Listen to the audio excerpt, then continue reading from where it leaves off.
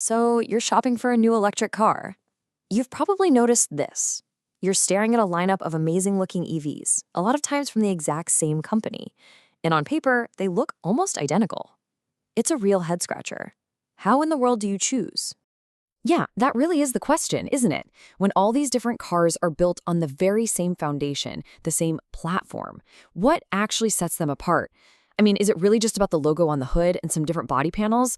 Or are there real, tangible differences that you're going to feel every single day you drive it? And look, this isn't just some abstract idea. We're going to build this whole explainer around a real-world dilemma from a Reddit user, Drainbread, who is trying to pick a new company car and ask this exact question. It's the perfect way to dive in and get some answers. Now, the cars we're talking about are all heavy hitters from the Volkswagen Group, and they're all built on that shared MEB electric platform. You've got the VW ID.4, which you've probably seen around, the very stylish Cupra Tavascan, and then two from Skoda, the Enyaq and its newer, kind of more compact sibling, the Elroq. On paper, they're all cousins, but let's see how those family dynamics actually play out in the real world. Okay, so let's toss the marketing brochures aside and get into the messy, awesome reality of daily driving. This is where the specs on a spreadsheet meet the real world, and we're going to see it through the eyes of people who actually own these cars. Right off the bat, one of the biggest lightning rods for discussion across all these models is the software. You can just feel the frustration from this user. Even with the latest updates, they're dealing with these persistent, annoying little bugs. And that's a massive deal when the software is basically how you talk to your car every single day. But then, you see feedback like this. Someone else chose the Skoda Elroq specifically because it has real physical buttons on the steering wheel. This just shows you the split perfectly, you know? For some drivers, the best tech is the simplest tech, the one that just works without a fuss. So it's pretty clear the user experience is a mixed bag. For every person complaining about laggy software or seats that just don't feel right, you've got another person praising the rock-solid build quality or the super practical interior. It really proves that even when they share a platform, each brand makes different choices, different trade-offs. The best car? It really just depends on what you care about most. And you know, sometimes a single number on a spec sheet can be a total deal breaker. Take this comment about the Cupra Tavascan. Its siblings on the very same platform can charge faster, but the Tavascan is capped at 135 kilowatts.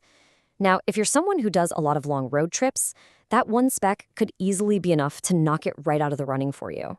All right, so all this feedback points to some very different brand priorities. To really get a handle on these trade-offs, let's put one of the newest cars in the group under the microscope as a case study, the Skoda Elroq. Could this be the most rational choice of the bunch? Well, the professional reviewers seem to think so. Autocar magazine absolutely hit the nail on the head, calling it the EV for the EV skeptic. See, it's not trying to reinvent the car. It's just focused on being a really, really good car that just so happens to be electric. And that phrase, "oh, so normal," that's actually incredibly high praise. And a huge part of that normal feeling is just demolishing range anxiety. With its larger 77 kilowatt-hour battery, the Elroq gets an official WLTP-rated range of up to 560 kilometers. Now, we all know real-world numbers can vary, but seeing a number that high just lets you breathe, stop worrying about charging all the time, and just drive. And believe me, this thing is no slouch. The specs for the popular rear-wheel drive model are pretty impressive. We're talking 286 horsepower, which gets you from 0 to 100 kilometers per hour in a pretty brisk 6.6 seconds. And that low drag coefficient of 0.26? That's actually a huge deal for making it so efficient on the highway. Okay, let's get back to charging. Unlike that Tavascan we just mentioned, the Elroq can hit a much healthier peak speed of 175 kilowatts. But here's the thing. What's really important is the average speed over time. Getting from 10 to 80% charge in about 28 minutes is really solid because it means the car holds a good, strong charging speed for most of the session, not just for a few minutes at the very beginning. So, sticking with the Elroq as our guide, let's dive into one of the most brilliant, but honestly often misunderstood pieces of tech in every EV. It's something that directly boosts your range and completely changes the way the car feels to drive. We're talking about regenerative braking. So what is it? Well, to put it simply, when you slow down in an EV, the same motor that powers the car basically runs in reverse. It becomes a generator. It captures the car's forward momentum, all that kinetic energy, and turns it back into electricity. A regular gas car, it just wastes all that energy as heat from the brakes. An EV actually recycles it. It's amazing. Here's how it all works in 4 simple steps. First, you slow down. That makes the motor reverse its function. Then the power electronics convert that energy, and poof, that juice goes right back into your battery, ready for you to use again. It is such an elegant and incredibly efficient process. The engineering gets even more clever in the all-wheel drive models because they use 2 totally different types of motors. The rear motor is a super efficient permanent magnet motor that's always on and always ready to regenerate energy. But the front one is an asynchronous motor that can completely disengage and freewheel with zero drag to save energy. It only kicks in when you need that extra bit of power or traction. It is truly the best of both worlds. Okay, enough with the theory. Let's bring all this amazing tech back to the real world and figure out what it actually means for you when you're making that final decision on which car to buy.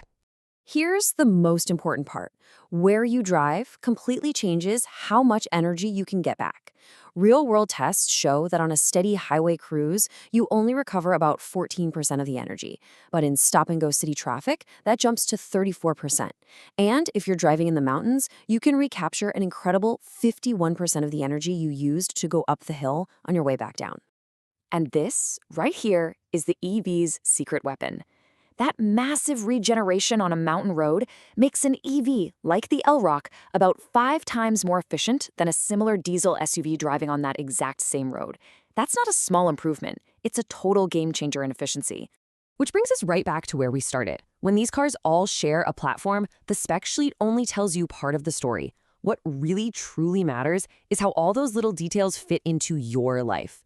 Is the software snappy and reliable enough for you? Are the seats actually comfortable for your body on a long trip? Does the charging speed fit your travel habits? And maybe most importantly, will the way you drive actually take advantage of all this cool tech? If you live in the mountains, suddenly that regeneration matters way more than peak charging speed, and it completely changes the math. Ultimately, choosing between these cars isn't about finding the one that's technically the best. It's about finding the one that's best for you. It's a choice that goes way beyond the spec sheet. So the final question I have for you is, what's that one thing, that deciding factor, that would make the choice for you? Thanks so much for joining us.